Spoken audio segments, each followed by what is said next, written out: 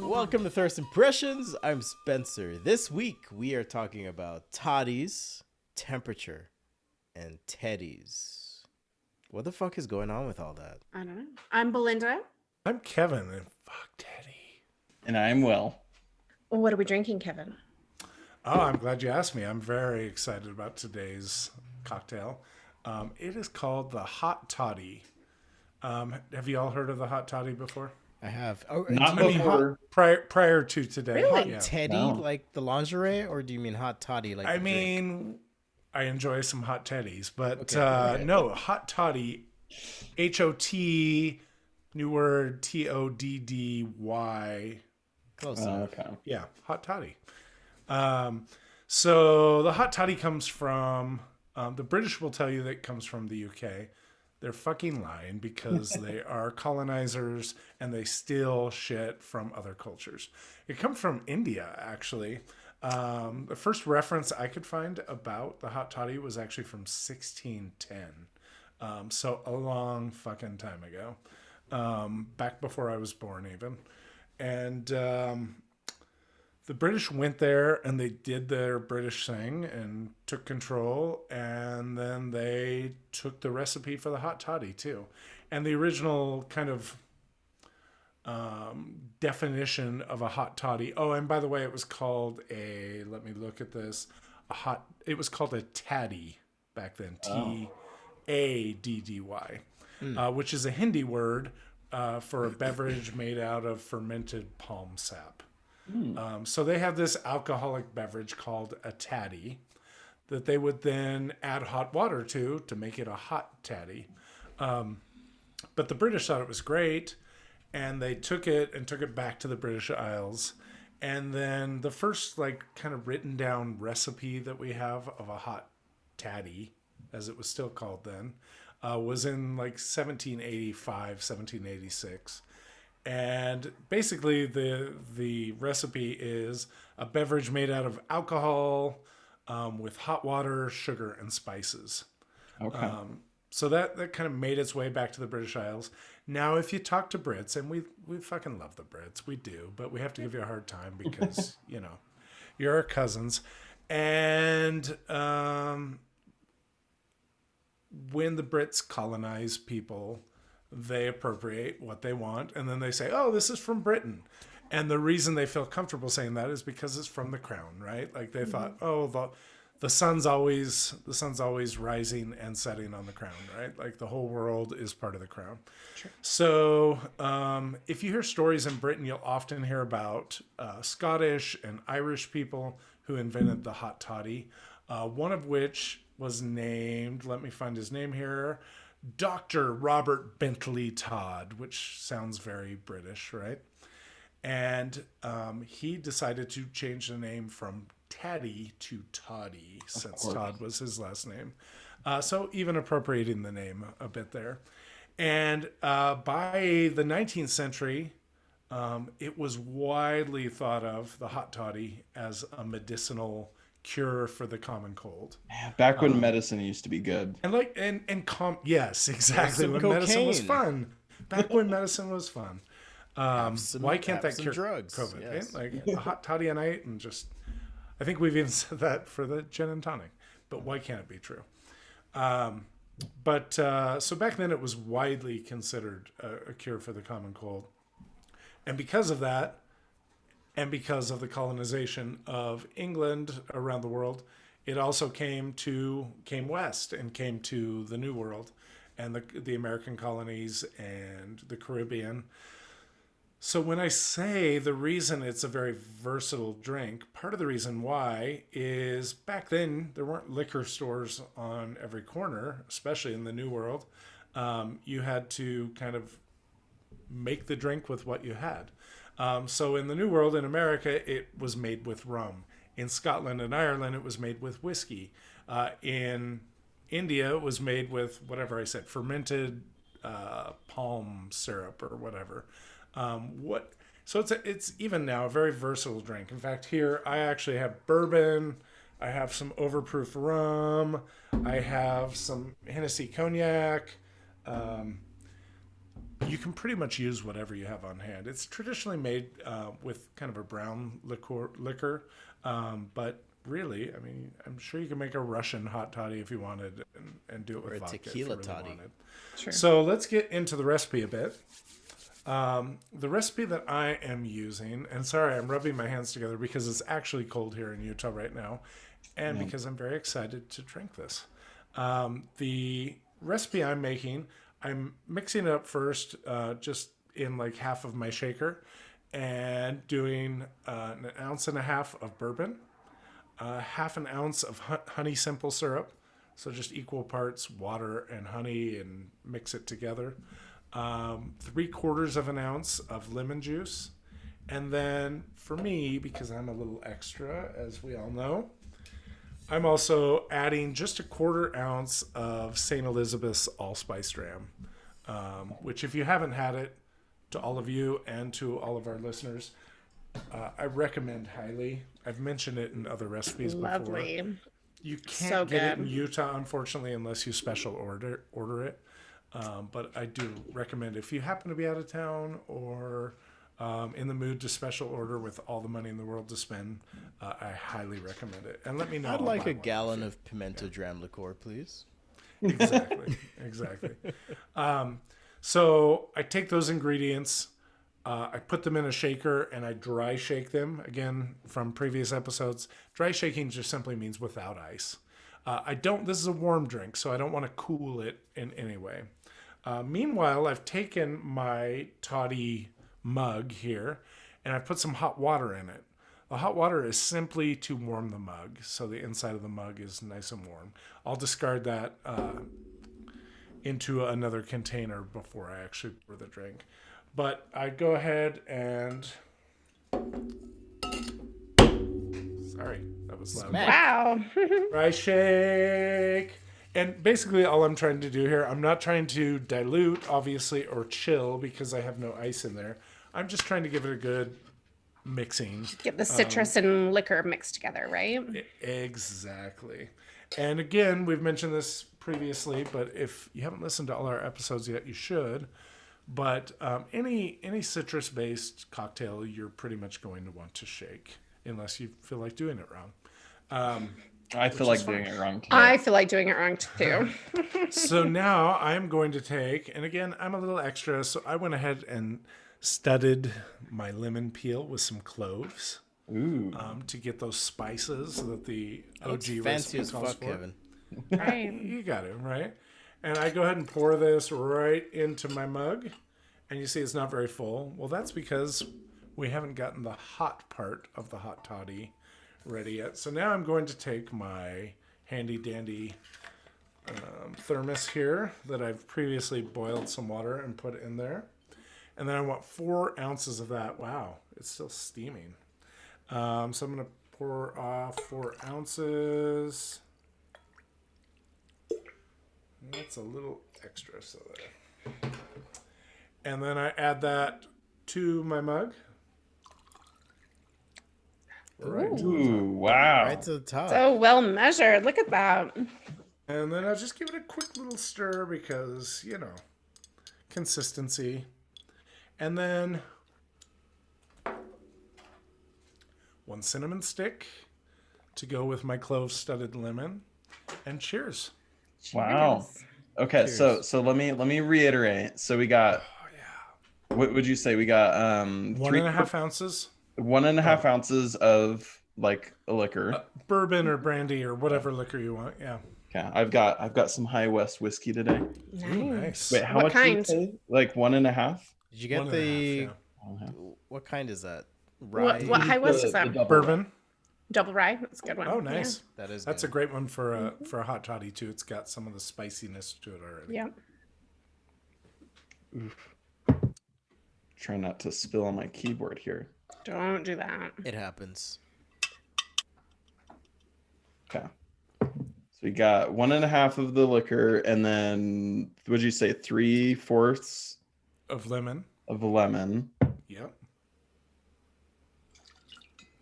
and then just a little bit of honey. So 1/2 ounce of honey syrup. If you don't have the syrup made, since this is a hot drink, you you can just give it a nice squeeze of honey in there, and the hot water that you add will.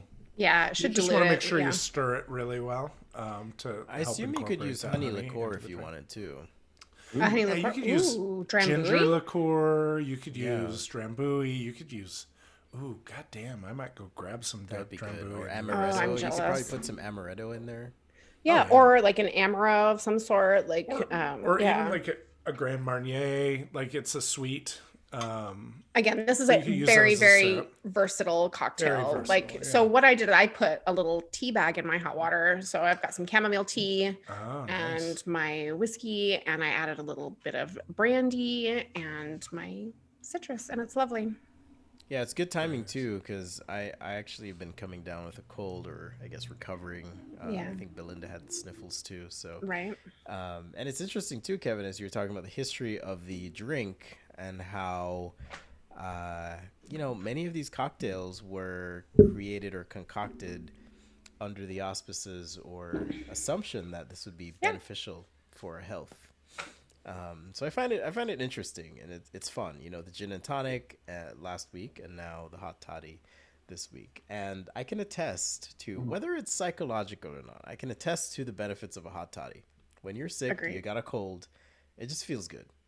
Right. feels Last so night we were talking, you and I were both feeling a little grungy, congested a little bit. And I road tested a hot toddy to see if that would help me. And I think it did. It really did. Some steamy, hot beverage. It felt good. Yeah, whether it's in your head or not, I don't know. I tend to keep my recipes simple, very just unmeasured. I've got my thermos here, but I just do some boiled water. I try to fill this thermos, whatever this is. I think it's 10 ounces, so I probably do, I would guess, 4 ounces of whiskey, which is intense. But I like how it feels on my throat. That's a will And cocktail. It's a will. It's a what do we call it? A will toddy.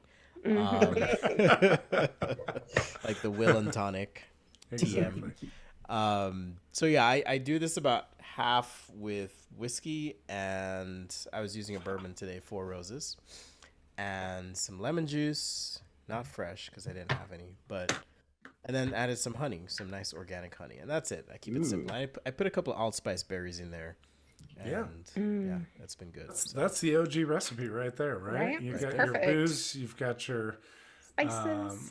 spices, you've got your hot water, you've got a little sugar. It's kind of nice too, because if you're, and I don't encourage you guys to do this, but if you are out in public and you have a thermos, you could put whatever the fuck you want in there. That's true. You could Or make hot a toddy. foam mug from the corner super or grocery. That is true. Gas Gas station. station, yeah. It's pretty fun. We will neither confirm nor deny that that has been done in times past. Yeah. Exactly. We'll have to share times we covertly drank alcohol one time on one of that our seems shows. like a wine and wine type situation. I agree. Yeah. We'll have to make a mental note. Flasks. Okay, Will, are you done? It looks like you might have I am. finished it. I It's think I might have put a little bit too much lemon in it. But all it's good. good. I squeeze a like little extra honey lemon and in mix it mine. up. Yeah. You could put some more honey in. It's Little it's a tart. pretty free. I like mine tart. Yeah, I freestyle a lot of cocktails, and it's, I see the recipes as guidelines, but whatever you guys think you like or want to try, just go for Absolutely. it. Modify Right. something. Well, with something like this, it's super easy to freestyle this. Like on other things, you want it to be more balanced, and this is so easy. Just sweeten, citrus to taste, whatever and feels good. Here's the thing too. Like if I'm feeling like Spencer, like I want this to put me to sleep a little bit. I'm not feeling great. I pull out the overproof rum, right? Like 140 proof shit. that's gonna- Antation, Yeah. crafted And- by ants who wear bow ties. Exactly. Antation rum. Antation Antation rum. overproof rum. Crafted by tiny ants who wear bow ties. And it's 69% alcohol Holy by volume. fuck. Nice. 69%. Yeah. How's that working for you? Very well. Very well. Very well. Do you sell your recipes for money? That'll never get old. I actually was I have reenacting. recipes, but I do was not sell them for money. reenacting the Mormon temple ceremony, at least certain parts of it tonight, for a friend of Really? mine or someone. I won't say who. but they never went through the whole thing, and it's always Sure. funny to see the reaction on their face. If you guys are curious, you can always look it up on YouTube. Yeah. Easy to find. Yeah, Mormon temple ceremony. It's something Belinda, Kevin, and myself went through. I don't think Will did, right? Nope, I escaped Yeah. it, luckily. It's some next level shit, man. And I don't think people understand and really get it, like the level of weirdness that exists in Mormonism until you go through it and you're like, what the fuck is going on? Right. Why am I naked right now? I think sometimes In a people- poncho. yeah, in a fucking white poncho that wouldn't even shed water, right? my Like it's gosh. fabric. Oh my god. I think people, even some people who've watched, say, a video or like read about it, you know, even in detail, I think they kind of minimize it. I think they kind of think it's probably not really that weird. This is probably either exaggerating a bit or it's one person's experience, but this isn't what everyone goes through. But it's the real fucking deal. It's Yeah. the Because I've been real in the deal, room man. with people like a dozen people who've all been through it at different times in different places, and then a few people who haven't.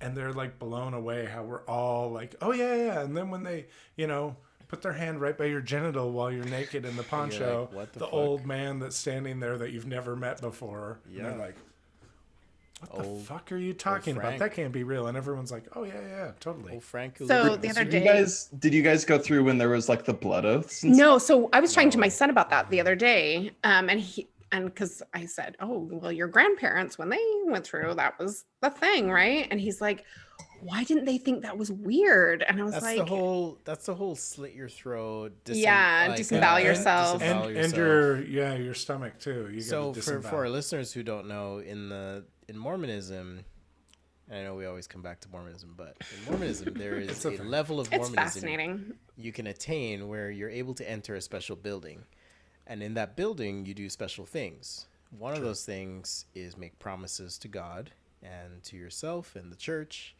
And promise And- never to reveal them. and never to potentially reveal your these spouse. things. Yeah, so sure. we are breaking that promise now, I guess, technically, but that's a whole Many different times. thing. Anyhow, Making a promise to a make-believe person. this set of promises, procedures, rituals has changed over the years. For sure. And historically, there was a time where when you went through, part of the promise to not reveal these things also included a penalty.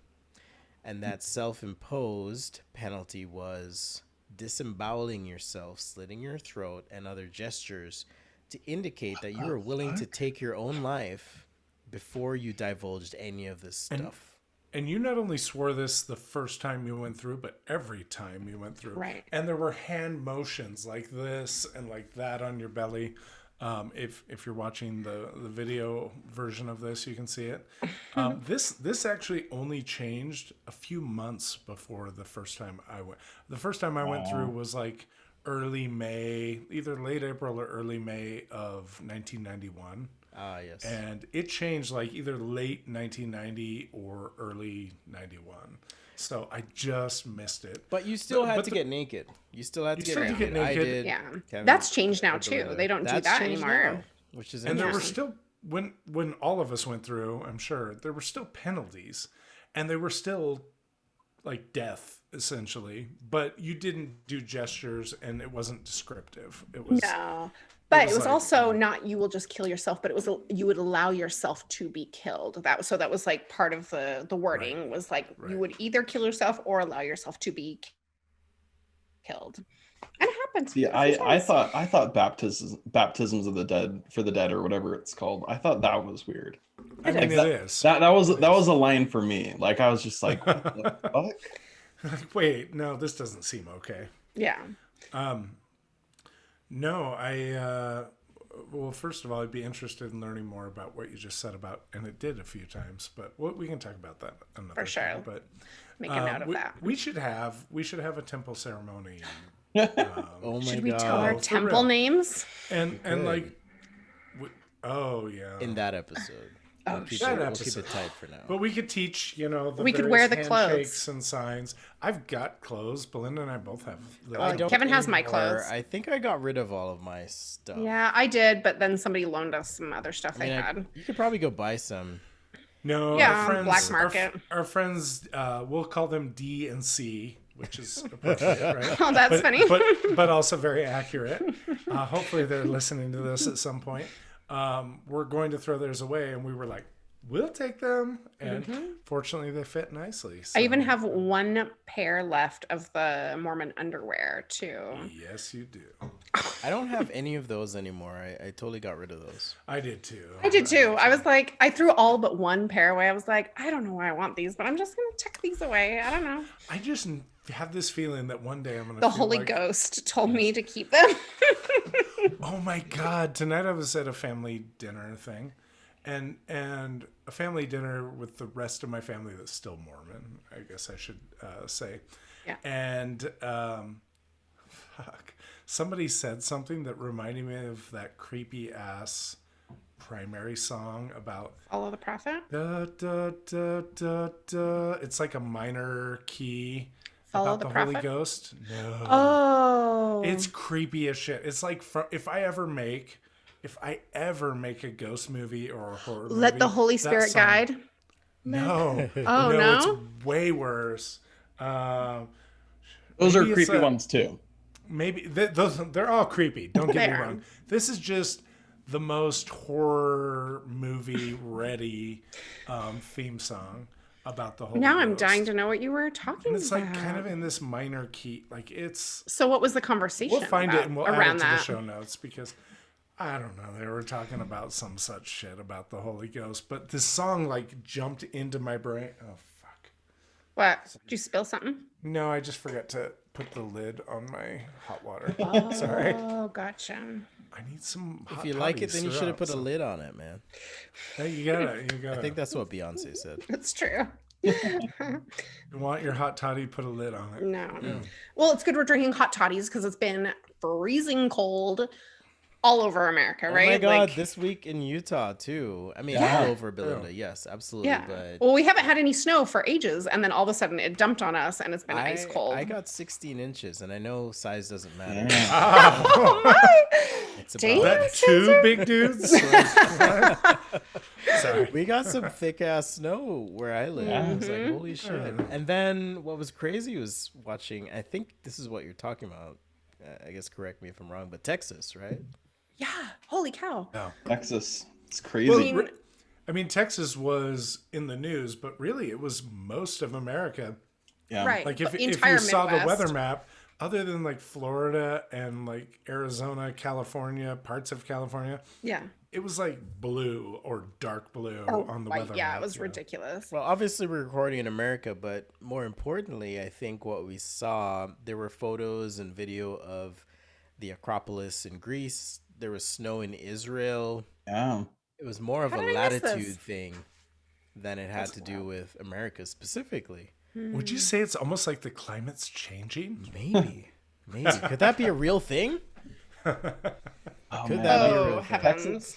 Texas was a little bit was an outlier though because well I thought it was funny we were talking about this about I had like messaged you guys and I was like, man, all the right-wing media, they're calling this like it's because of the Green New Deal.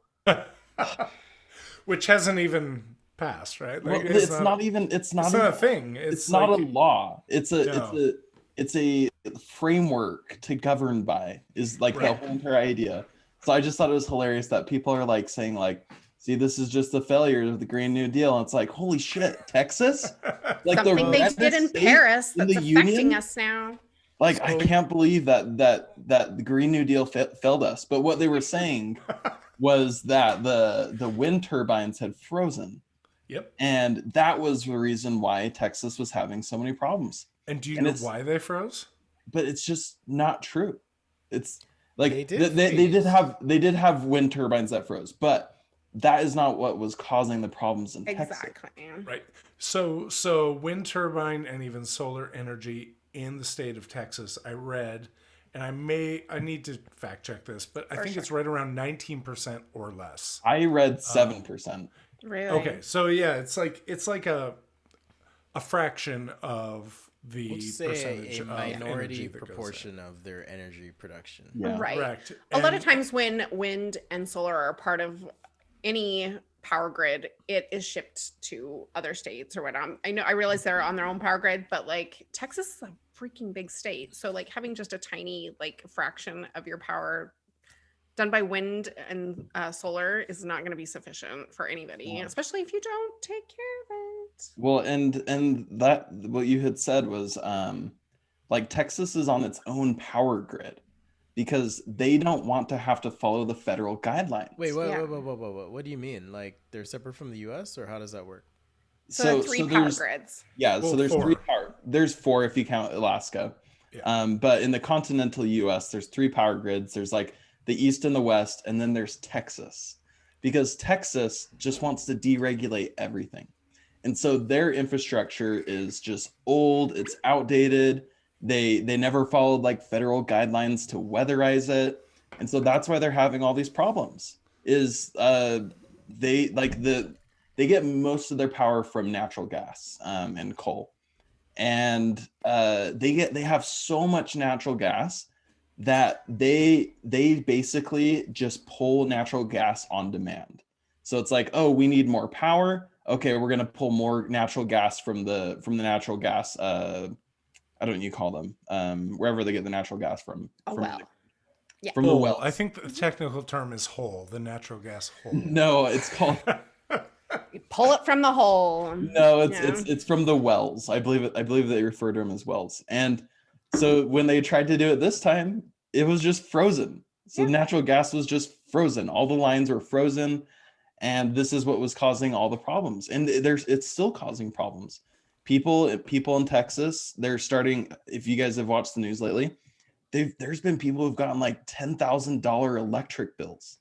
Oh yeah. Plus, and people who have died in their beds from hypothermia, for Christ's sake. Like, Jesus, this is an unreal, like, occurrence, right? Like, it's bad. It's bad. Yeah, I actually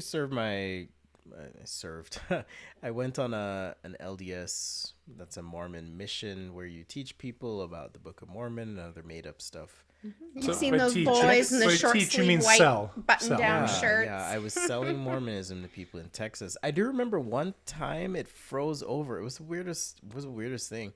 It's super humid in Texas. I was in San Antonio, just outside San Antonio at the time, and there was a thin sheet of ice covering everything because it was so humid. It was the weirdest thing. You couldn't ride your bike, you couldn't walk, you couldn't do anything. So I know people have been laughing here and there. I'm not saying us, but you see memes and the video of trucks sliding. No, so many people died. That huge pileup on that freeway. Slide because fuck big ass trucks, but it's a real thing. I remember being in this, and you like literally couldn't walk anywhere. You couldn't do anything. Yeah. Well, I just imagine. I have a brother who's living in Texas right now, and like he got an email from the city, and it was just like, so if you guys are gonna drink any water, make sure you boil it first, because we don't know if the water you're getting has been treated properly. That's crazy. And I just like, we think here in America, we've been told, we've been indoctrinated that we live in like the greatest country in the whole entire world, that like we're better than any other country because we have the most high-tech things. Right. Meanwhile, we can't even handle when weather gets bad. Like you said, we have people that are freezing to death. There's people like they can't get food down there, so people are starting to have to fend for themselves. And I'm sure there's lots of crime going on, and it's a really scary situation. And if anything, it kind of shows that we do need the Green New Deal, that we do need some sort of federal legislation that gets states to upgrade their infrastructure. True. Because we need it. The last time that the infrastructure was like actually upgraded was when it was first being made, like in the 40s, 50s, and 60s. We're living on that same infrastructure, and there hasn't been a lot of substantial work done to it. No. Even though here in Utah our state bird is a fucking traffic cone. So there's still some infrastructure work. What I'm saying is though, is like we need some sort of Green New Deal to actually upgrade our infrastructure and fix these sort of problems. because these crazy weather events are only going to get more frequent and even worse. Right. It's a hard sell though, because conservatives will be like, oh, well, they had wind turbines, they had, solar, and they froze up. You know why? For heaven's sakes, y'all didn't weatherproof any of that. But I was gonna ask Spencer, do you have contact with anybody from your mission that has given word like what's going on? No, down not there? on my mission, but I have friends in Texas and they're struggling, they're suffering. Thankfully, they're okay. I've seen many pictures from them on social media, melting snow to flush their toilets, like shit like this. Wow. And I've been sitting here thinking about the whole issue and the problem and how, and not to dance on conservatives right now, but I'm going to Go ahead. the push for like privatizing everything.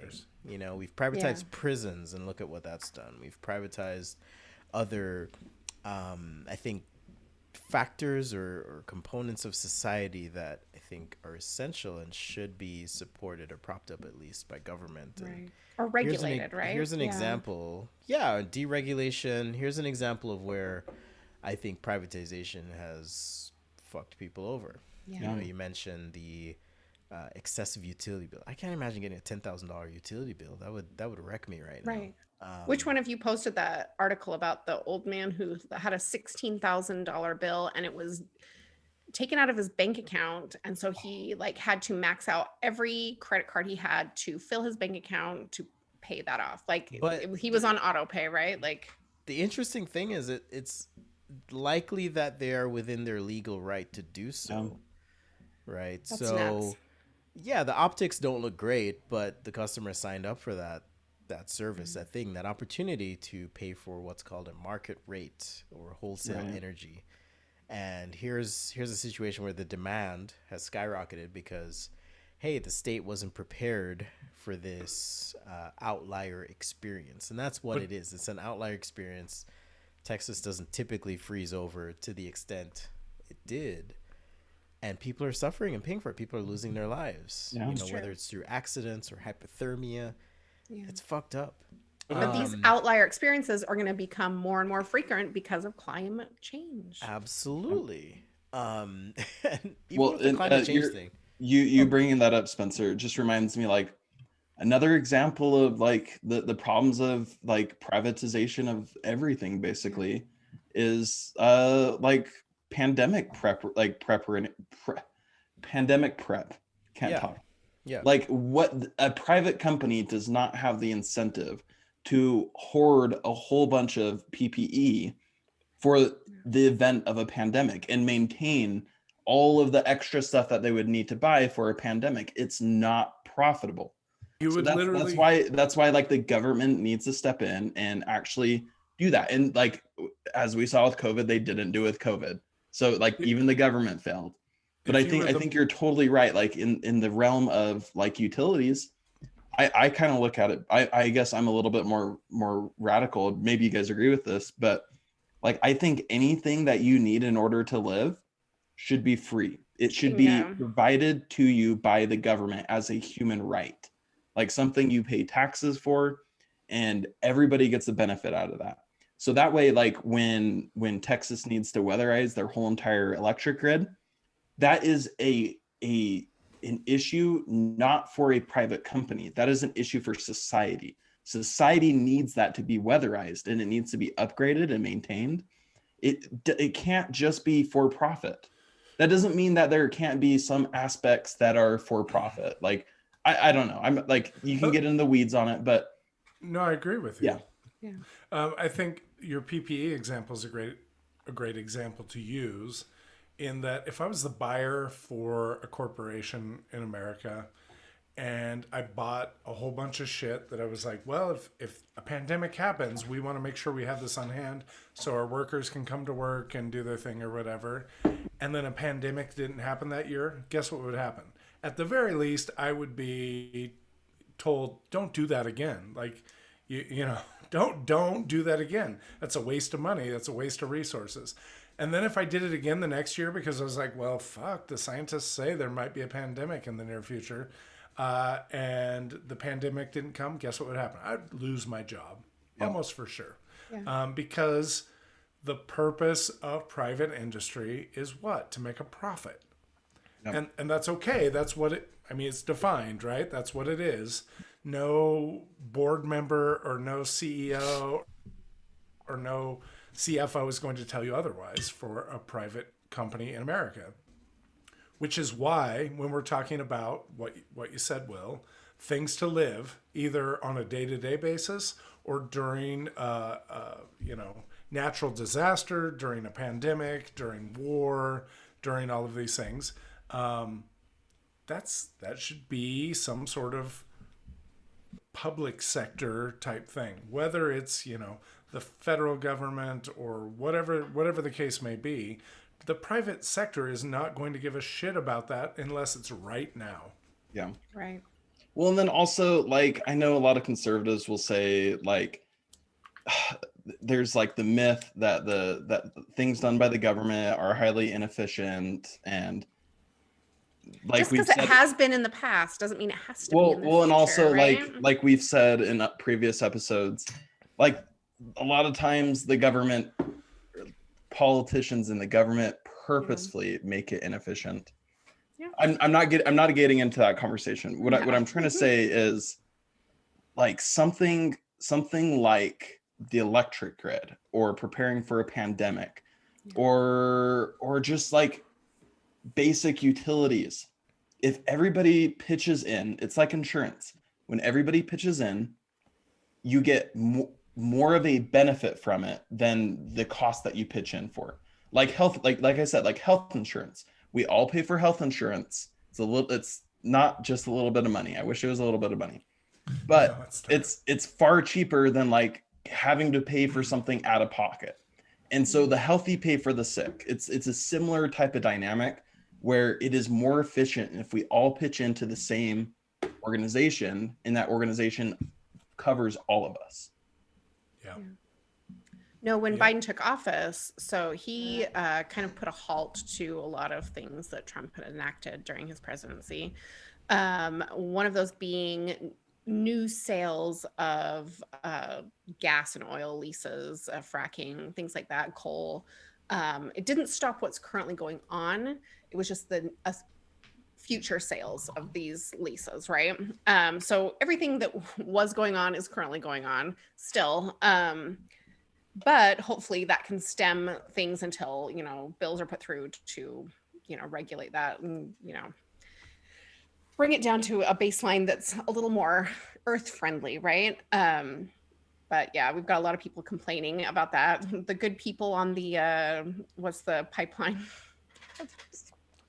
The pipeline? The one in Montana. Oh, right. I forgot the name. What's it Dakota called? Access? No, What do they call that one? Going through Dakota- the Native American land. It's Remember Dakota Access, right? Is that what that's called? I feel like it's a think different so. name. There's the Dakota Access Pipeline, and then there's also the Keystone XL pipeline. Oh, it's Keystone. Maybe, Yeah, yeah. Keystone So XL. like, yeah, they're like all those fine men that, I don't know. I have lots to say about that surrounding like people's jobs being changed because, demand changes. But Yeah, like, you know what? My kid, this is, man. You yes, Will, go for it, go. Oh God, are you gonna say learn the code, Will? Let's say insert Will's rant coming up starting now. No, I Will's just it rant. makes me so frustrated when people are like, well, what about the people's jobs in like oil and gas? You know what? What about my fucking kids? My Right. fucking kids are gonna have to grow up in a world where there's climate refugees who can't live in their homes, and so they have to try to go into other countries, and then you're gonna have bigots that aren't gonna let them in, even though we have plenty of resources. We're gonna have the people who are gonna be affected most by climate change are people who can't afford to move. Yep. People who can't afford, who are workers. Those are the people who are going to be affected the most. And that's most the people. Most people are workers. The people who aren't going to be affected are the people who can afford to move to the higher places. So whenever somebody says like, what about the workers that are currently in this industry? You know what? I do care about those workers. Of course. Sure. It's a dying industry. Let's get Yep. them in an industry where they can make a career for the rest of their lives. Right, Instead well- of something that is destroying the planet and will destroy it for their children. Well, think But- about like 10 years ago when they were exporting jobs to Asian countries, right? Like all these jobs were heading overseas, right? And they're like, well, then maybe you need to learn to code. Maybe you learn to do this and change what you're doing to fit the current demand in the United States, right? Same diff, right? Yeah, and They're not going to be there's other coal ways, and like gas jobs forever. there's other ways to give people jobs than just like trying to maintain their current jobs, I guess is what I'm saying. Like the learn to code stuff actually really does bother me. Not everybody can code, guys. I'm Right. sorry. I looked at that and I was like, oh my, no, I know, what? I know. It's like someone I know. saying, "Learn to design, just be a designer." It's like, I not know. everyone's got But- that, man. I prescribed to the idea that the federal government should provide jobs for anybody who wants it. It's called a federal jobs guarantee. So what that means is there's a lot of work to be done in this country. Like I said, For sure. we need to upgrade and make our infrastructure the highest of high tech in the whole entire world. Why don't we have that? Why doesn't the federal government hire millions of people to upgrade our infrastructure? We can do that. There's so much that needs to be done in this country if there's only the will to do it. So The will. so for the people who say that, like, what about these people in the oil and gas industry? You know, I say if the government's going to take away their jobs, the government should provide them jobs. Let's Right. have a federal job guarantee where Right. I anybody who love wants it. to I work love it. Yeah. can work, and they can be part of a good union that has good benefits and a good pay. Right. Well, like in the oil industry, for example, they're starting to deplete their resources and having to turn toward fracking instead of traditional wells, right? Like a traditional Right. well is out of sandstone and limestone where it's very porous and permeable and there's oil in all those little crevices, right? They're running out of all that oil now. Yeah. And so now they're turning to fracking, which, they're digging deeper down in the earth to the shale level. And it's not permeable. It's not porous. It's hard rock, and it's getting toward, metamorphic stage, right? It's been buried deep for millions of years and heat and pressure, the oil is not easy to retrieve. So Yeah. they're having to turn to fracking. It's not, I don't know, financially Yeah. viable, really. Like it's a really ridiculous thing, and sometimes is hazardous to people's Yeah. health. Yeah, there's No. potential to fuck up water supplies Absolutely. too. And Belinda knows Yeah. her shit, listeners. Just letting you know, she has a background in geology, so she knows what she's talking about. Yeah. Yeah, Fracking's fun. doesn't fracking also cause like micro earthquakes and stuff? It does. And so like here in Utah, we get fracking kind of in central Utah, base of the southern end of the Uintas, the Uinta Mountains here in eastern Utah. So what they do is they drill way down to the shale level and they then drill horizontally out from that point, and they send high pressure water out, like crazy high pressure, to crack open the shale. And then they put in it's like a lubricant and a chemical and sand, and the sand grains help hold open the cracks in the shale.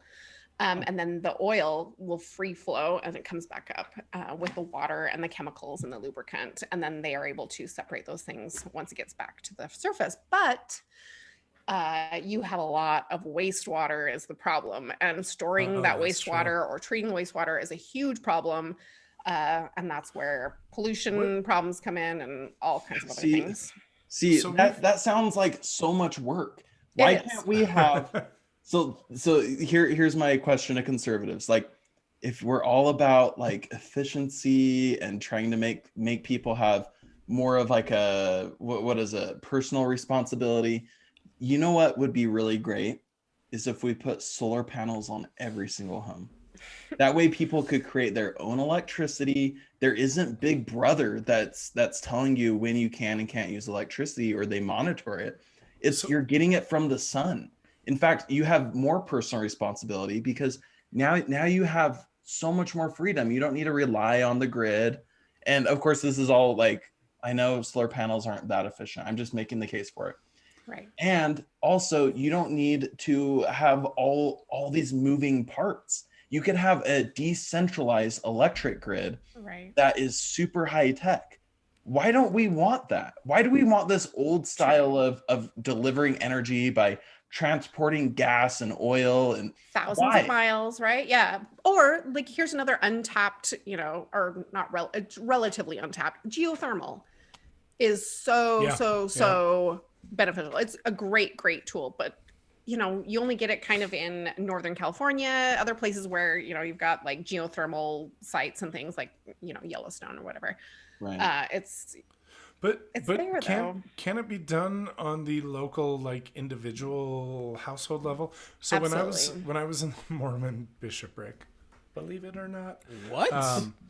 so each week, I won't get into the details too much, but essentially tithing is collected from members of a congregation every week, and that tithing is in little gray envelopes. It's so like backwards 1950s, but with a little carbon paper slip inside. Yes, opened and counted and deposited at the bank that day by a member of the bishopric and a member and a clerk, a person called a financial clerk.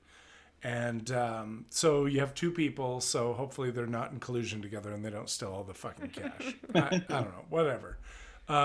Wait, side note, it's pretty crazy that they require two people to handle the financial stuff, and then they leave fucking bishops with little children. With children to talk about Oh sexual my God, things for real. and basically it probably teach them speaks about to what's masturbation. more important, though, just, Right? I mean, Exactly. Sorry, Oh, I my. But we're don't want to getting off derail topic. it. Yeah, sorry. More Yeah. important to the church, that is, right? So when I was in the bishopric, I worked with this clerk who now, bless his soul, whatever that means, has passed. But he was the financial clerk, and we worked together, and he was like the most amazing man. But he was teaching me about geothermal. He was like, because at the time my house was kind of on a hill, and my front lawn was this kind of steep incline.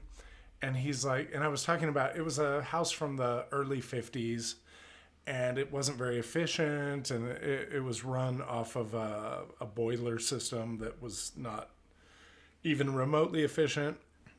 And he was like, oh, well, when you redo it, what you should really do is a geothermal thing, Right. where you like dig out, I don't remember exactly the details, but essentially dig out a bunch of your front lawn, put in these contraptions, and the heat or the Or the the, cool, the temperature of the earth rather yeah. is used to either heat or cool. And my brain's only so big, and I was like, I don't understand, how can it heat and cool? Yeah. I mean, I kind of grasped it, but is this something that like anyone's doing on a large scale? Or? So I have family members who have worked doing geothermal systems here in Utah. I don't know much about it. I wish I knew more, but yeah, it happens in Utah. People, with the means are able to put in geothermal systems in their homes. Is it expensive then? Or? It's probably pretty expensive, I'm going to guess. Yeah. I can ask though. Going back to something Will said about climate crisis, climate change, and those with means being able to escape the catastrophe that it is and that it will be. I can't help but think about billionaires and think about people like Elon Musk, and it seems as though Cruz. his business that is marketed as being environmentally friendly is fueling this attempt to escape Earth rather than solving real problems, and I can't quite reconcile those two things. Yeah. I mean, we fucking landed a car on another planet, right? Why So this can't was we a current solve? event, right? Why can't we throw some money behind these meaningful initiatives or things that are going to actually help us in the long run? Right. But Yeah. we can send a fucking car to another planet. I was trying to explain this to my kids, how mind-bending this Nuclear-powered is. car. Well, I was trying to explain this to my kids. The idea that the Earth orbits the sun, the moon orbits the Earth, Mars orbits the Earth, or orbits the sun, pardon me. It's not in the same plane, even. We're Right. orbiting. And we can launch a fucking rocket with a car that has a drone to another Right. planet Right. and anticipate where it is 7 months from now, have it enter the atmosphere, release Adjust a accordingly. sky crane, right, a Yeah. floating Yes. platform that lowers a vehicle to the planet. Yeah. Do you realize what I just said? Like, Right. this is fucking science fiction, man. Right. It's fucking we- awesome, first of all. And It's awesome. collectively, we can't get past, oh, well, I got to make some money, man. I gotta provide.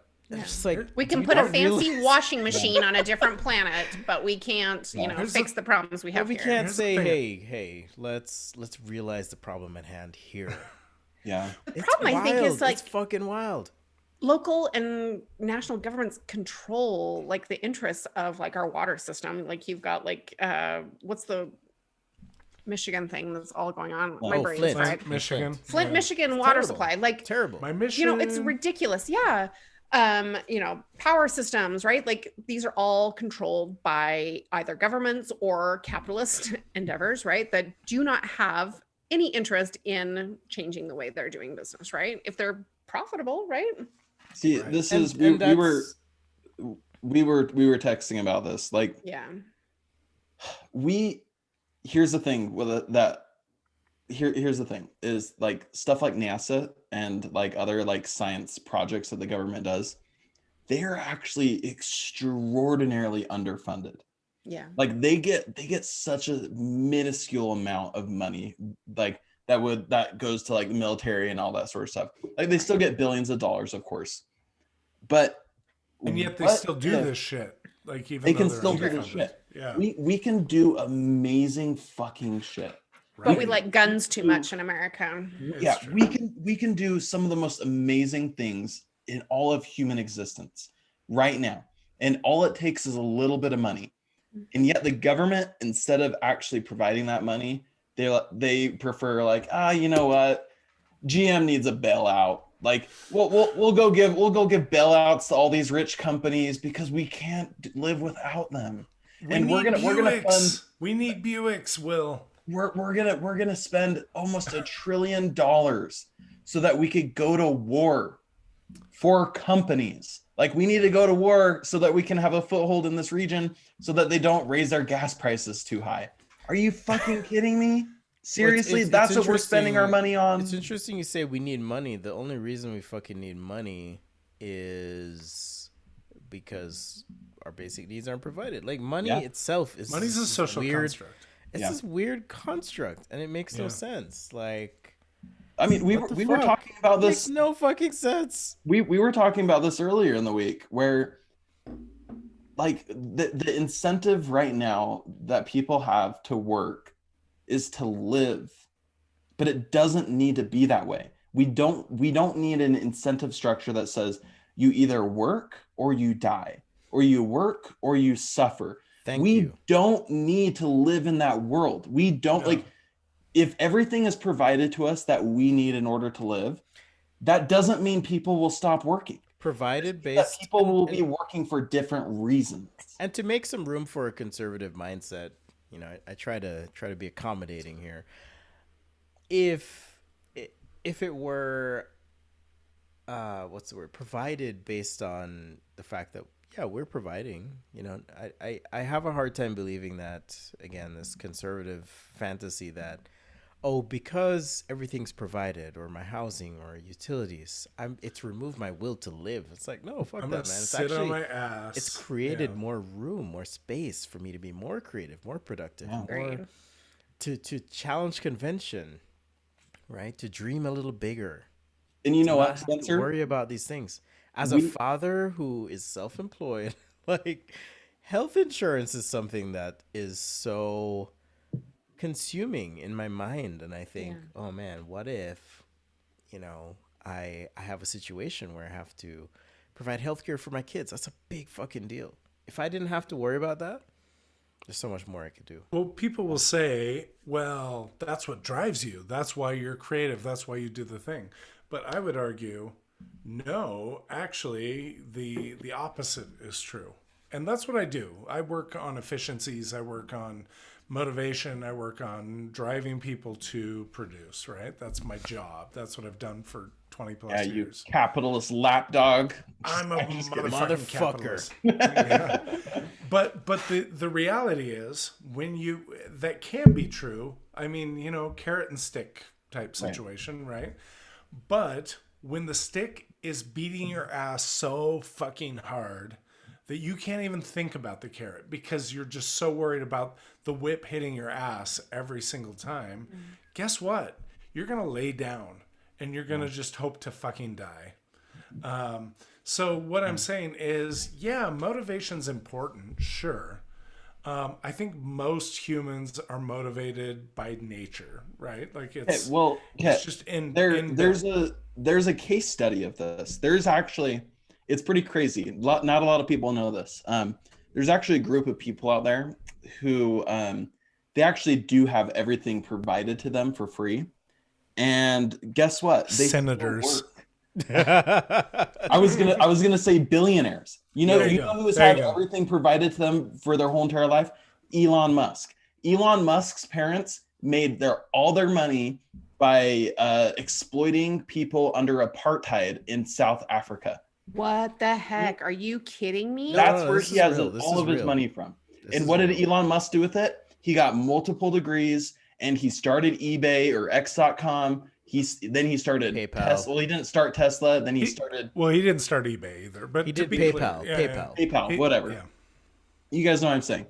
There's already this group of people that have everything provided to them, and what do? They follow their passions. Yeah. And they give opportunities to other people. So why don't we democratize that? Why don't we actually give people the opportunity to do what they want? They still have the incentive to work and be productive because that's who humans are. Of course, there's like 8 billion people in the world. Of course, there's going to be a couple of them that are like, you know what? I just want to live in basic housing and I just eat the basic food and I just want to live my life. You know what? Those people still have a job in our society. They're consumers. It doesn't mean that they're outside of our society and they don't deserve common decency.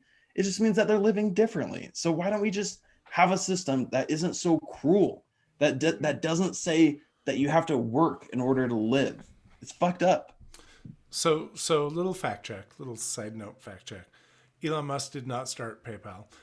And by the way, it was like X.com, wasn't it? I'm not an Elon Musk hater completely. I thought he was like me and my co-founder of PayPal. 17-year-old. No, he didn't fucking start PayPal. Okay. Engineer started PayPal. He's not a fucking engineer. Yeah. He has a smart. I'm not an Elon Musk hater completely. Like I've read a couple different biographies.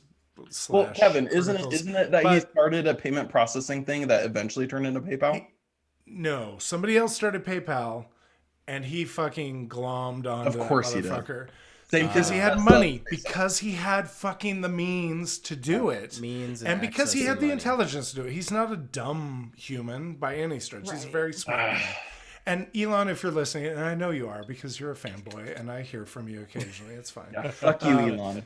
But fuck you, Elon, until I'll take that back. The second you use your money to fucking help society. And I know the things you do right now, you think you're doing to help society, but guess what? You're not fucking helping society. You're building your own bank account. You're building your own portfolio. And when you figure shit out, you're going to recognize that going to Mars doesn't fucking matter. I want to go to Mars. I would love to go to fucking Mars. But guess what? We need to fix our problems here on Earth right now, right this minute, starting, 50 years ago, 100 years ago, 1,000 years ago.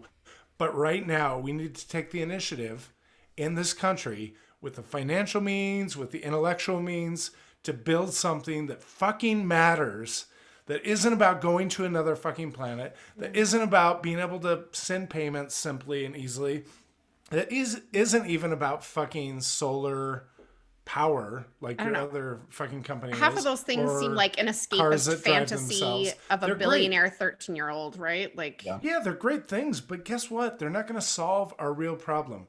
And the more I learn about climate change, the more I learn about what's happening in this world right now, the more I recognize none of those things will matter, because guess what? By the time they actually start to matter, this Earth isn't going to exist in the same way that it does. There's this weird conservative fantasy or logic too that says that, okay, if we want to go back in history and talk about climate change in the context at the time, people called it global warming. Hey, the Earth isn't, increasing in temperature. If we increase by half a degree or a degree, here's what's going to happen. You had, you remember the whole ozone hole crisis? Sure. I haven't heard anyone talk about that lately. No Aquanet. Yeah. Right? Hairspray. Yeah. I haven't heard anyone talk about that shit lately. But what's fascinating and interesting to me is like, okay, conservatives, I feel, and I'll paint with a broad brush here, a broad foam spongy brush that you can buy at Home Depot for 50 cents. I'll paint this picture for you. Conservatives seem to have shifted in their mindset, and they've said, oh yeah, climate change is real, but guess what? This is just a part of a cycle. And I'm like, what the fuck? You guys can't just ignore the fact that now we have 8 billion, not million, 8,000 million humans, 8 to 9, on this earth. We're all shitting and fucking and driving cars and doing whatever. Eating cheeseburgers. Sipping lattes. Okay, it's interesting you mentioned cheeseburgers because we're not even including the fucking cattle. Yeah. The industrialization of our agriculture and the side effects of that. And okay, maybe I sound hypocritical even mentioning that because I love meat. Right now that's my mindset. I'm a meatitarian, whatever, carnivore. But I also recognize that this is a problem. This is a problem. If you have 8 billion humans, and I'm not saying everyone eats meat, but let's say a significant portion of those humans eat meat. What does that mean? What does that mean in the grand scheme of things? If we, and we've talked about capitalism a lot on this show, right? And I don't think capitalism is, okay, and Will, you might argue with me here, bad in the sense that it doesn't have the potential to raise people out of poverty. Cool. But there are negative things that come with that, including the industrialization and the fragmentation of our ecosystems, just those side effects. Well, I think have lasting impact on the world at large, and it's fucking scary. Yeah. This was one of the points I wanted to make earlier, talking about like personal responsibility. Personal responsibility is not going to solve climate change. It's not. No. Because of like what you're talking about, Spencer. Like there are systemic, and Kevin, you're talking about this. Like there are systemic problems with our country that need to be addressed in order for climate change to be fixed or to be lessened. In fact, we're probably past the point that we could fix climate change right now. The climate change clock is it's scary right now. Or it's going to be up in a year or two, and we just don't have a chance. So like there are things like you had mentioned, like agriculture. We need to modernize our agricultural system. Our agricultural system is owned by like an oligopoly of That's part of it, but we need to like fundamentally change the way we think about food itself. Yes. That's a big one. A local news station the other day was talking about our low snowpack here in Utah. I don't know if any of you guys have noticed that we hadn't had a lot of snow this winter.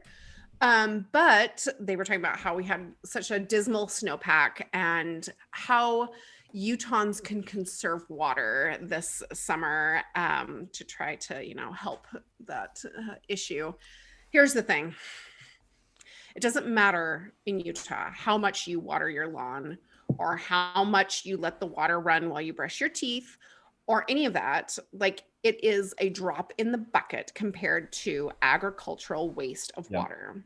And most of it for cattle or other livestock, really. I mean, that being said, you don't need to run the water while you brush your teeth. Yes, I do, Kevin. You shouldn't water your fucking lawn. Like, don't have a lawn. Kevin, I want I agree. Like the bathroom to be all steamy before I get into the shower. Why do Utahns need grass? Like, grass is not native to Utah. Like, let's get on the xeriscaping board. Marijuana is a different story. Here's another thing to your point, Belinda, is like, like the cat. This goes back a little bit to Elon Musk because I know there. Okay, I have been battling Elon Musk on Twitter since the day I was on Twitter. I both admire and despise Elon Musk. Sure. The guy is equally a Who monster doesn't? and a really cool dude.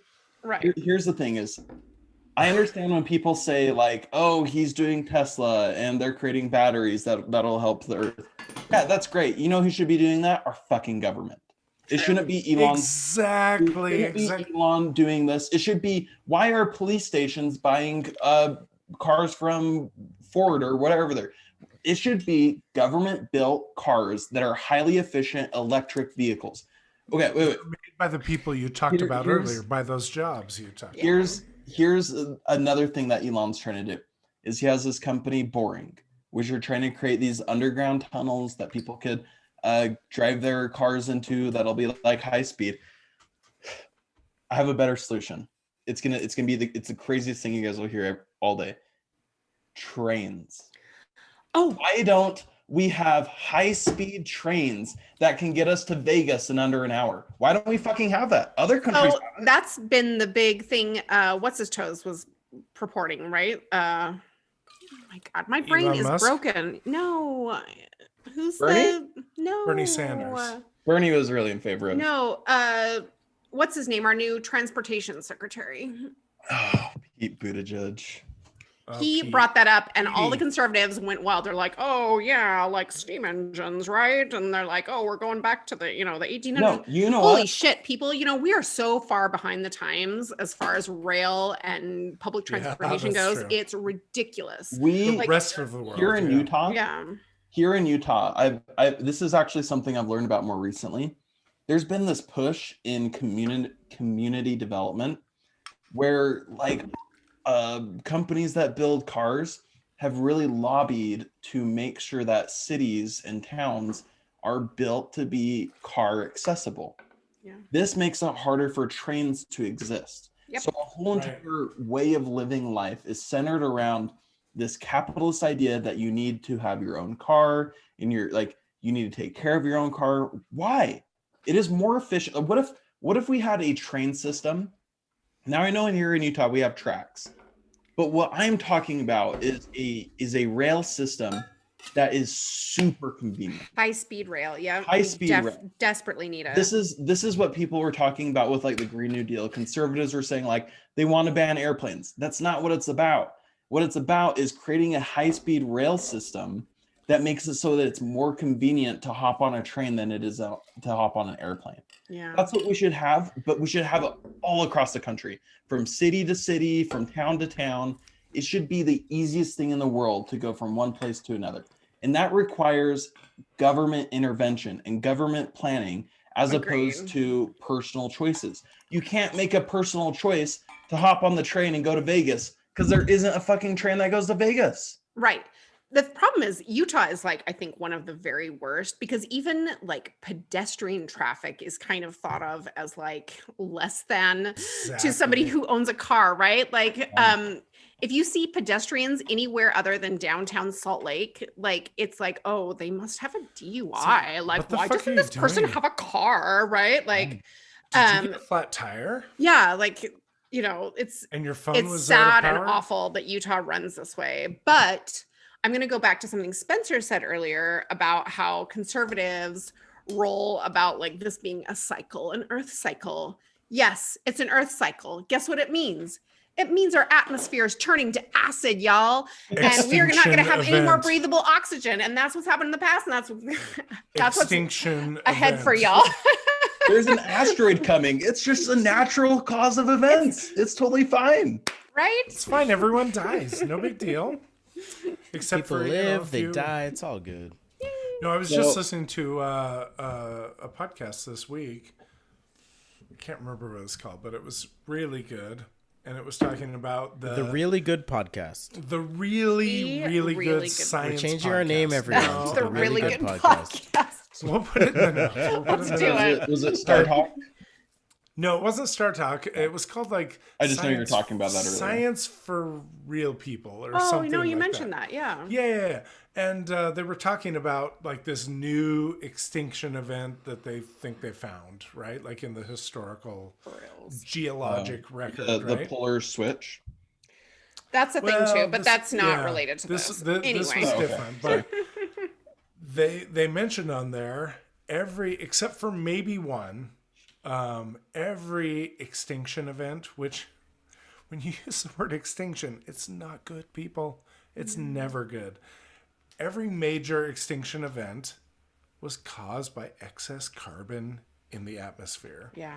Except for maybe the one. And even that one, they The one think being what? likely that helped lead to it. It wasn't the only thing that caused it or whatever. The one being a meteor asteroid or what? Potentially, Yeah, like with the dinosaurs. The and KT, whatnot. extinction.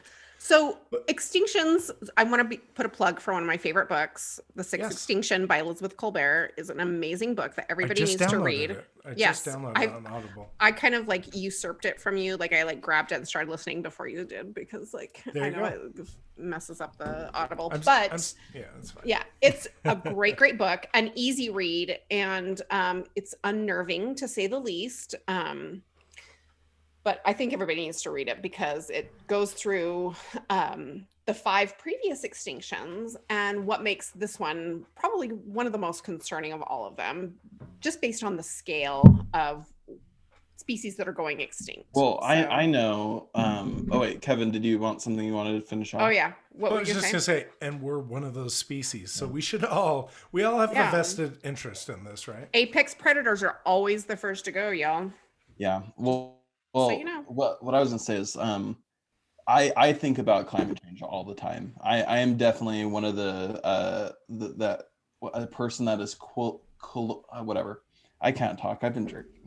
I probably say that like every episode. I am a doomer zoomer where I am very concerned about climate change, and like there are some really awesome groups for young people like the Sunrise Movement who have been really pushing for like radical activism on this front because it is really concerning. Like I am, and you guys, like we're already living through effects of climate change right now. Like people might like look at it and say, well, this might not be caused by climate change, like what's happening in Texas.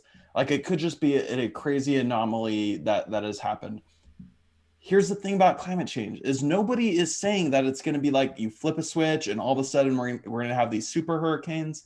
That's not what they're saying. What the scientists are saying is that every single year there's a higher likelihood of having more catastrophic and more like volatile weather events. Yep. And every single year that percentage of chance that those events are going to happen goes up and up and up.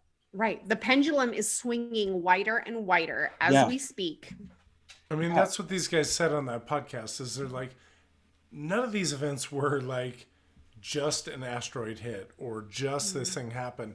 They were gradual things. But guess what? And even the gradual over geological time or whatever is, over significant periods of time, we've already spent a lot of that capital in terms of time. I mean, frankly, that's why, I'm a Gen Xer, right? I'm the oldest on the podcast. I'm significantly the oldest on the podcast. That's why we call you Grandpa Kevin. Grandpa KJ. Papa K. But that's why Elon, I love you. Call me. Let's work this out. Elon, I didn't mean to go off on Elon as much as I did. But guess what? I'm fucking worried. Right. Like, I'm fucking worried because I used to be worried in the like general sense of like, well, maybe my children's children have to worry about this. But guess what? I need to fucking worry about this right now because guess what? If I lived in Dallas right now, I would be fucking worried about this. If I lived in San Antonio, I would be worried about this. If you live in Utah, you should be worried about this. You should definitely be worried. Okay, I want you guys to hold out your arm. Okay. From your shoulder to your fingertip is the history of the world geologically, okay? All right. Guess how long humans have been alive? Are we talking Earth? The Earth. This is the Earth's Humans history. been From- alive Not for the Kolob. width Okay. of a hair on our arm. What's that? The width of a hair. No, it's the length of your the fingernail that comes off of your fingertip. Okay, Oh my that's how God. long humans have been in A well- existence. You a know, well-trimmed I- fingernail. folks. That long. You didn't trim your fingernails? I didn't. No, I never did. Oh, okay. That's a great point. Anybody Belinda. who has regular fingertip length fingernails, this is, not one of those Coke nails, like big booger picker nails, right? Like if you've got a regular size fingernail, Jesus Christ. this is how long Americans, humans have been around. Jesus Christ. Jesus Americans Christ. even less. But here's the problem. Historically, in the geologic time scale, guess how many animals went extinct, on a regular basis? Like, So many. what'd you say? How I often don't did know. you, would What you are say they an doing? animal went extinct? We're like in like In the the history of the world. In the history of the world, like how often would you say an animal went Every extinct? All- 1,000 the years. time. I don't know. Once every 700 years Whoa. is Close, kind of close, the norm for the history of the world. But we don't have any new animals showing up, do we? Do we have any new species? Like, No. holy shit, we just I mean, we discovered did. something new. We, Something of new. course, evolution is not going to stop. It doesn't matter. What is it But that I- we call our era? Like the fifth great extinction? The sixth Sixth- extinction. sixth Yeah, great that's the extinction. book. You need to get that, Will. It's great. Read the book. Elizabeth Colbert. It's The great. Colbert Report. Yeah. No. my what God. what But the concerns me Elizabeth a lot too is, like now conservatives are like, you can't deny the science and you can't deny what's happening on the planet. So now conservatives are starting to actually have to be like, yeah, okay. Are they though? Like, I feel like they're like Yes. kind of like I mean, you don't taking have to. issue. Like they're saying, "Oh, it's part of this great cycle. Exactly. It's part They of this." flip, Yeah, yeah. They flip the fucking script. And But- go So- ahead, Will. So what I am concerned with, this is Naomi Klein. She is an amazing author. I highly recommend her books. She talks a lot about climate change. And one of the things that she's worried about is climate fascism, where people are going to start taking climate change and using it as a way to promote more fascistic thinking. So Okay. that's what I was saying earlier about, like, we're going to start having climate refugees who are going to start trying to get to America. Just like because Teddy, they don't right? have- Trying to because they get don't his have water. children to a better life where it's Exactly. warm. In All right, fucking before we Mazatlan get to or Ted whatever Cruz, it though, I was. do want to Hot point. Teddy. Exactly. Let me just finish this thought. So Drinking Lost hot all teddies respect tonight. for you. So, Belinda. so it's really concerning because you're going to start, like, I'm calling this right now.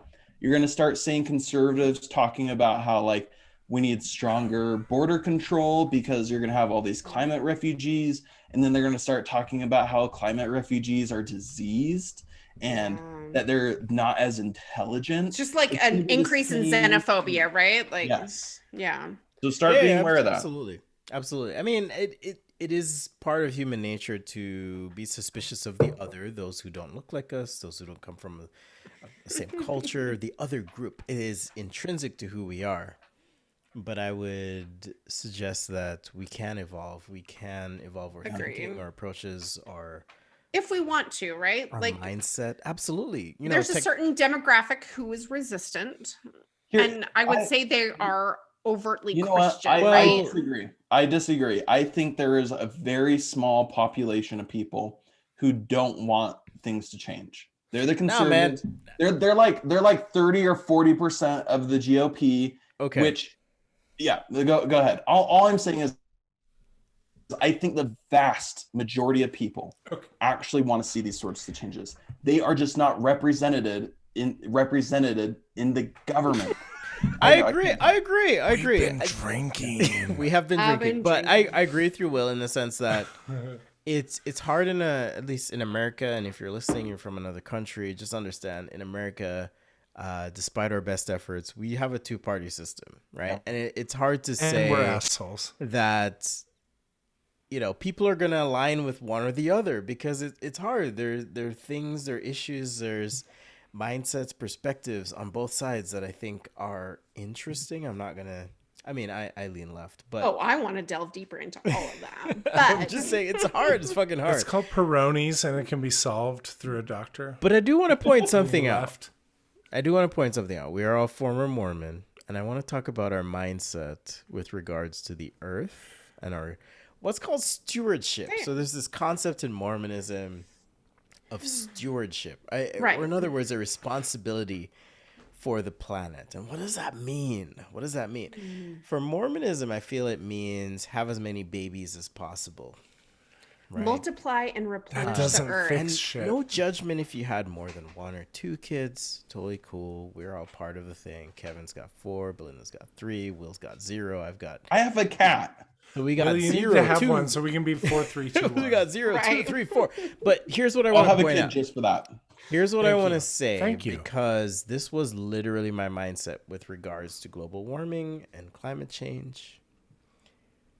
Who the fuck cares? Because Right. Jesus Who is the fuck coming. cares? Jesus, Sky Daddy's Jesus is best coming. Sky Daddy's best boy is coming to make it rain, and who the fuck cares? Like, okay, Did he and take Viagra? Is he coming multiple times? Or is multiple times. But here's the thing: like, I say that jokingly, flippantly, whatever, with Not me. degree of I'm humor. dead serious. But I'm being dead fucking serious. Like, I didn't give a shit. Anyone could talk to me about climate change. I'd be like, fuck Right. you, man. It's like it doesn't matter.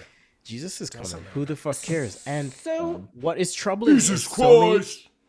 so many people have this mindset. Like, they do. I don't think it's just Mormons though. It's like all conservative Christians Exactly. have this because kind of thing Jesus- like, oh, we love the earth because Jesus made the earth, but also Jesus is going to fix the earth so we don't have to fucking We give a love the shit. earth, but let's fuck shit up because But there's he's this coming weird soon. fantasy made up concept that when Jesus comes, everything will be fixed. Right. You know, instead of realizing and recognizing, hey, we're people collectively, and even the resistance to a collective mindset is, I think, misguided in the sense that as humans, we would not like. Okay, I'm gonna say this. Give me a minute. Do it. Just do it. As humans, we would not fucking be where we are without a collective mindset, Agreed. right? If Yeah. you Sure, think sure. that hyper individualism and this relentless push for increase would bring us to where we are, you are fucking stupid. I'm sorry. You're stupid. Right.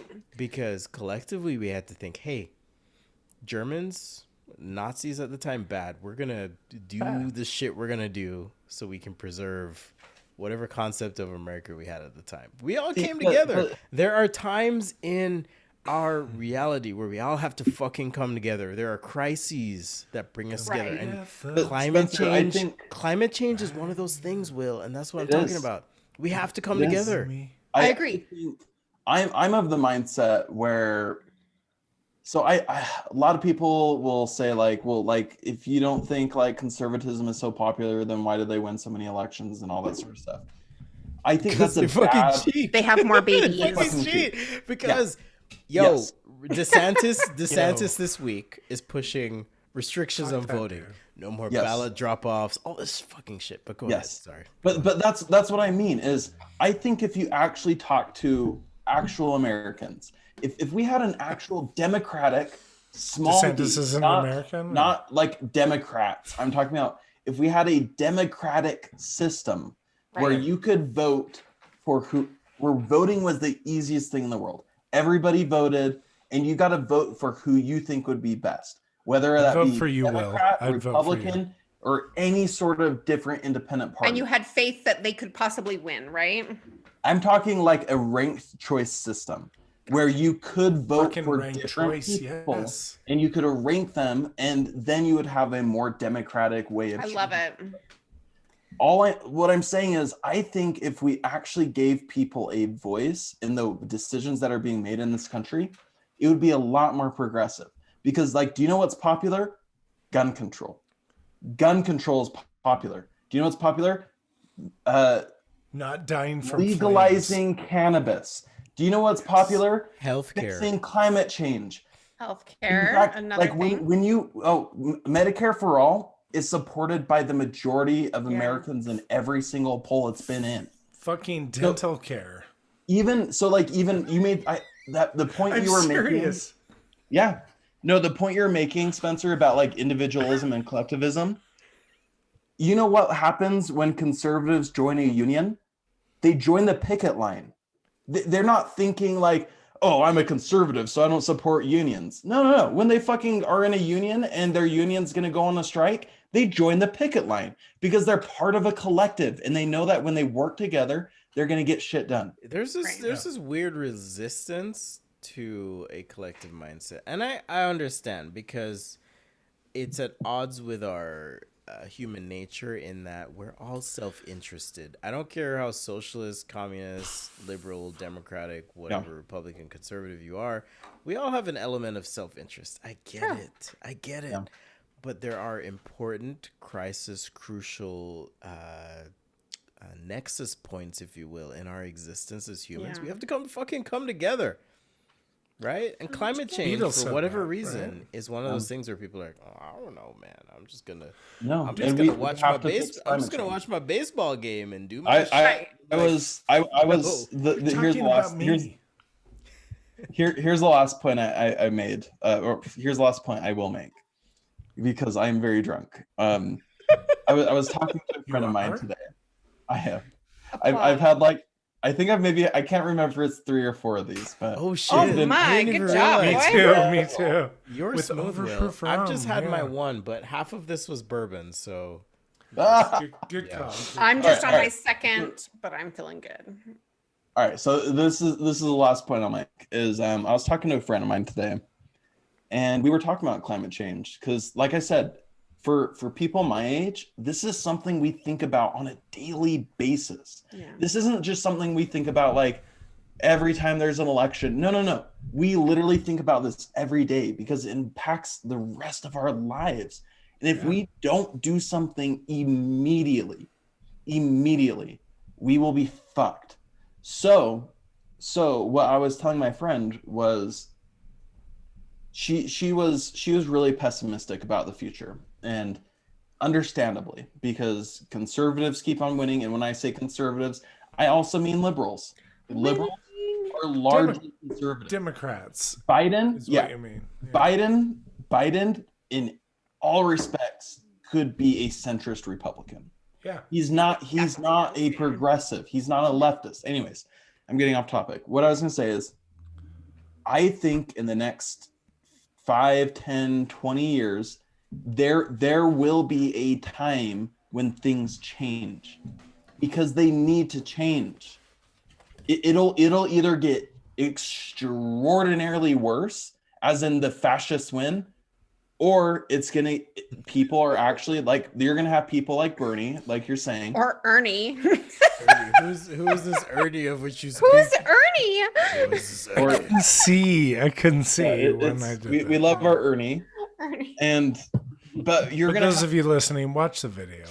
Because but the thing is, it's not just climate change. It's wealth inequality. It's people not having access to basic needs.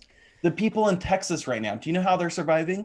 They're surviving through mutual aid networks. Yeah. They're surviving because amazing people like AOC are raising millions of dollars and flying out to Texas to help people get food, while people like Ted Cruz go to Cancun. Like that's the type of change that is going to start happening, and it's going to be happening soon. It's not going to be happening tomorrow or next week or next month. No. It's a slow right now burn, if you will. But I honestly think that we're making headway from a few things, right? So sports players, artists, and designers, I'm just going to say, are taking the forefront to changing the way we work, right? Like, so remember when NASCAR was like, oh my God, like you can't fly like the Confederate flags, the Confederate flags at our races anymore. Like, and everybody's like, we can't do what? And they're like flabbergasted, right? We live in America. You don't tell us. This is America. What? This is our history. NASCAR is like our heritage, y'all. No, and I think people taking a stand against these things at weird levels, as weird as sports and art and design, So like back when I was a teenager, I had this like favorite like artist, right? Like she's a sweetheart, and she would make these cutesy journals and pictures and whatnot. Mary Englebright. Have y'all heard of Mary Englebright? You're Of not a course, girl, so because I've she's talked to you girly before. type of thing. Oh my god. So recently she came out and people were like, she would say she's had a Black Lives Matter post like early in June, right? And all her fans, who had a majority of them were very Christian right-wing people, were stunned. And she was like, "Oh, well, I don't make art for you. I just make art that like means something to me. Like if you don't like that, then you can just leave." And it's artists and designers who are going to say to the world, we're not making art or products or whatever for the conservative ideal that's like, oh, we, you know. That's what, Spencer? But Spencer also addressed this as design being like a conservative movement as well, right? Not exactly, but well, Your it's science. not conservative movement, but more so in the sense that I recognize that There's as work to be done, right? As a creator of shit that people throw away and it ends Yeah. up in the environment, we fuck shit up. Right. I did find a quote I wanted to share with you guys. Tell Please. us. On video, I'm holding my iPhone here. Is it from Howard Hunter or Thomas? No, this S. is from Monson? CPS Energy, which appears to be a Texas energy group. Essentially the There same. was a question asked of this group. It's fucked up, but I wanted to put this on the record. Let me Is hear it. CPSC going to provide payment relief to customers? We had mentioned that Oh, the utility bills. bills were skyrocketing. Here's their Yeah. answer. Here's their fucking answer. This is what I kept. What's in the CPC? box. CPSC. So it's Texas. Yeah, Texas Energy Group. Because it all got privatized. There's different companies providing. Oh, right. Like Competition- gritty. Competition drives prices Crack me down, up. right? Or, Competition drives prices down. True. This is False. true. It is true. But there are caveats. We understand that it would be unacceptable to have customers bear the costs on their monthly bill. So, we are working diligently. Oh my god, this is so upsetting. We are working diligently to find ways to spread those costs to 10 years or longer.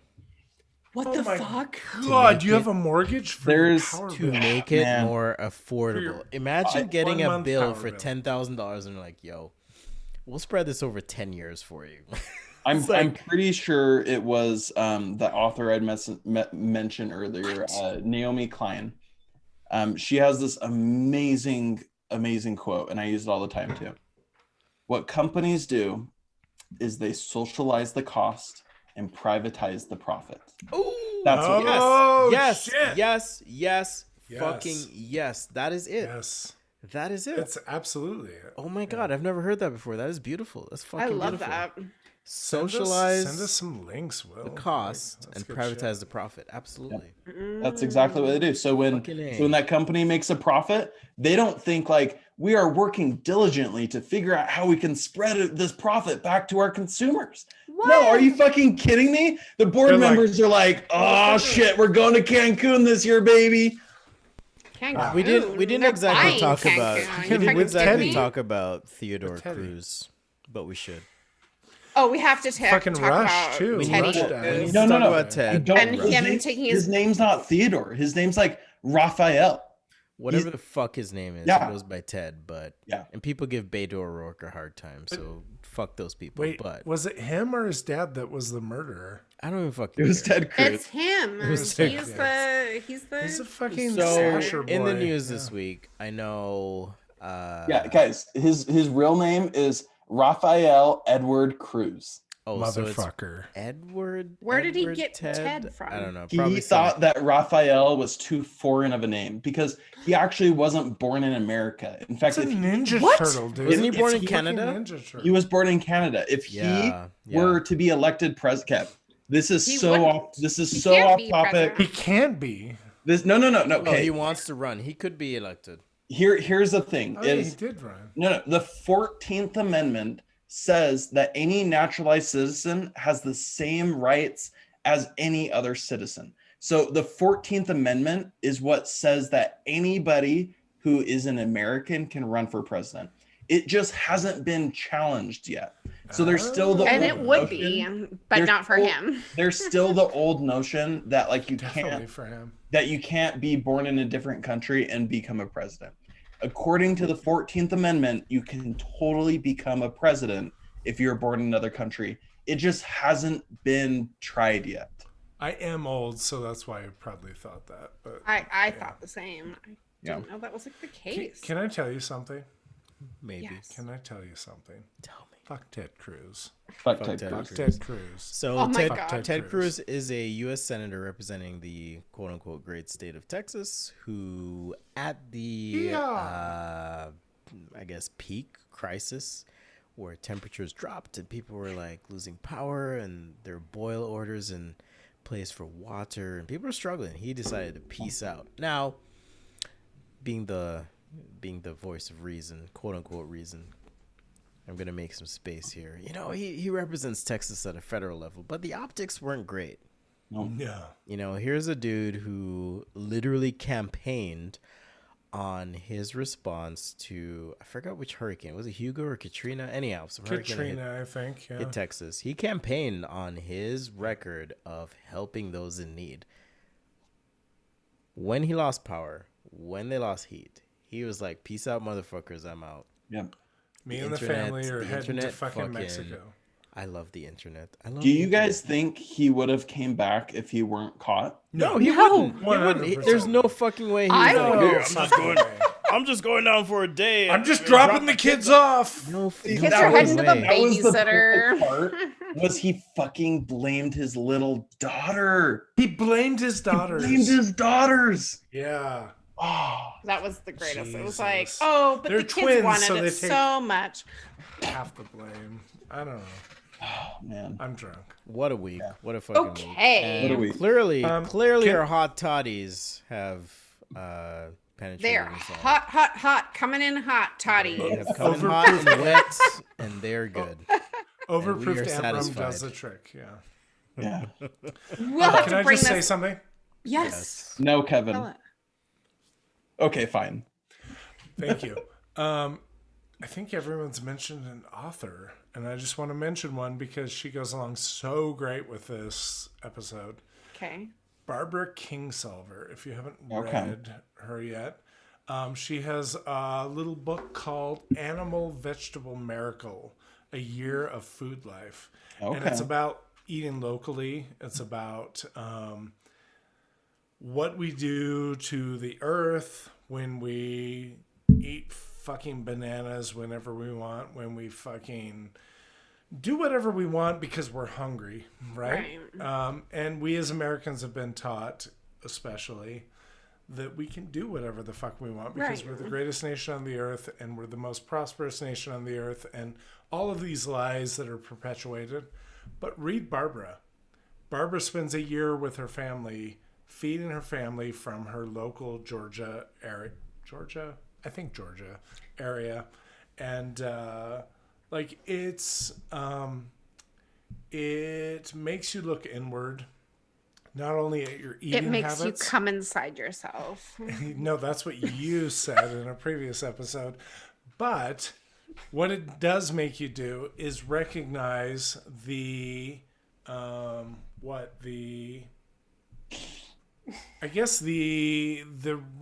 it helps you recognize how much you have and how much you should be more careful about. I don't know what you're Drink. talking about. You're making me laugh. Sorry, I'm very drunk. I literally But- have no fucking clue what you're saying. So I love you. You're I love you amazing. too. And Barbara sounds No, cool. for The our end. listeners, definitely read Barbara Kingsolver. Bernie. Oh, wait, no. To your No, left. no, Barbara. Not It's Ernie. pronounced Barbara, not Bernie. But read Barbara Kingsolver and like give a shit, right? In the end, that's what this episode is about. Like, So random love Fucking give a side shit. note, because Belinda said Ernie, my nickname as a child was Ernie Mop. Why? really? Did you have Because Ernie I esque had hair? like no hair on the side of my heads, which is funny because now I have hair on the side of my heads. and I had like a little poof. So I was like Ernie Shut from up. Whoa. Sesame Oh. Street as a little baby. Oh, we Pictures. need a meme. We Oh, need a meme. Let's find a great childhood picture of each of us and bring it for the next episode. That would like, be fun. a thing. That would be fun, I think. That would be like fun. something that's like ridiculous and wonderful and terrible all at the same time. By the No way, I feel dick like we're pics. wrapping up. We I are. feel I like feel it like too. we should do some shout outs, even though I don't know why I'm doing a hashtag What's sign, this? but This is a gang sign? this is a hashtag shout out. Shout out. Shout out. We've had several of our listeners say wonderful things lately, and we appreciate it. And shout out to Trevor. Shout out to Mel. Shout out to who else? Darren, Fucking Darren, Lori, Dan. Dan. Like Definitely so Dan. many of you. Yeah. And I'm drunk. Otherwise, I would think of all of you because I love you all very much. But we love the comments. We love the feedback. also we love Big Dick Darren Friday. Big Dick Darren. Wow, That's really? his name. Call him That's, that. that's how I know him. All right. So, Now I have want to know more. I have an all hands meeting coming up where I'm presenting. I'm going to talk. Hands All on. I'm gonna, hands. all All hands. you need all the fucking hands all for the hands Big for Dick Darren. Darren. Yeah. We We love you, Darren. We love you. All right. Well, make sure to follow us. Make sure to follow us on Twitter at ThirstPod. Yesterday, I was telling people about this awesome margarita I was making. So Delicious. stuff like that. When Will is episode being the number 1. responsible adult, you know it's time to go. Oh shit. So- Yeah. No, we Time love to you go to all. bed, old. So check out ThirstPod on Twitter. We're also Thirst Impressions Podcast or Pod on Instagram. I Podcast. forget, but links are all there. And say hi on Facebook. But most importantly, subscribe. Please subscribe. Subscribe. Subscribe. To things. Subscribe. To all the things. Inside joke. It's fine. And turn on alerts. We upload after the show. But if you have alerts, you won't miss. Yeah. Don't miss. You don't want to miss this. And we will see you guys next week. Much love to We you. love you. Peace out. Subscribe.